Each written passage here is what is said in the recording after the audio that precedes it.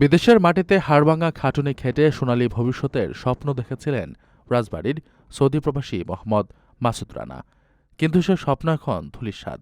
অভিযোগ উঠেছে, প্রবাসী স্ত্রী রহিমা আক্তার রিতা ঘরে রাখা প্রায় ৪ লাখ টাকা ও স্বর্ণালংকার নিয়ে প্রেমিকের হাত ধরে পালিয়ে গেছেন।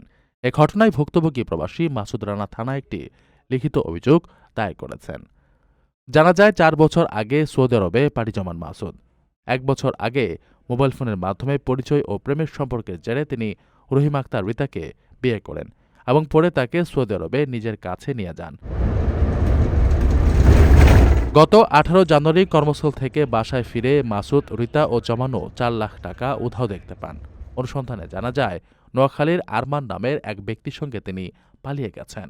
ভুক্তভোগী প্রবাসীর দাবি, তার স্ত্রীর এ পলায়নের পেছনে শাশুড়ি ও ভাবিদের যোগসাজশ থাকতে পারে। স্থানীয়দের তথ্যমতে রিতার এটি প্রথম পলায়ন নয়, এর আগেও তিনি একবার পালিয়েছিলেন। এছাড়া তার আগের সংসারে ২টি সন্তান রয়েছে বলেও জানা যায়। মানসিকভাবে ভেঙে পড়া প্রবাসী মাসুদ রানা এখন নিঃস্ব। স্থানীয় পুলিশ জানায়, অভিযোগটির গুরুত্বের সঙ্গে তদন্ত করে আইনগত ব্যবস্থা নেওয়া হচ্ছে।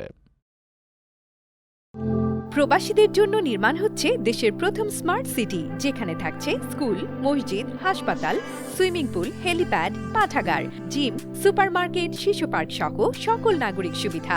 মাত্র ৩০ লাখ টাকা বিনিয়োগে মিলছে আকর্ষণীয় ফ্ল্যাট। প্লাটিনাম ইনভেস্টরদের জন্য ঢাকা বিমানবন্দরে ভিআইপি প্রোটোকল সুবিধা। বিস্তারিত জানতে যোগাযোগ করুন স্ক্রিনে দেয়া হোয়াটসঅ্যাপ অথবা ইমো নাম্বারে।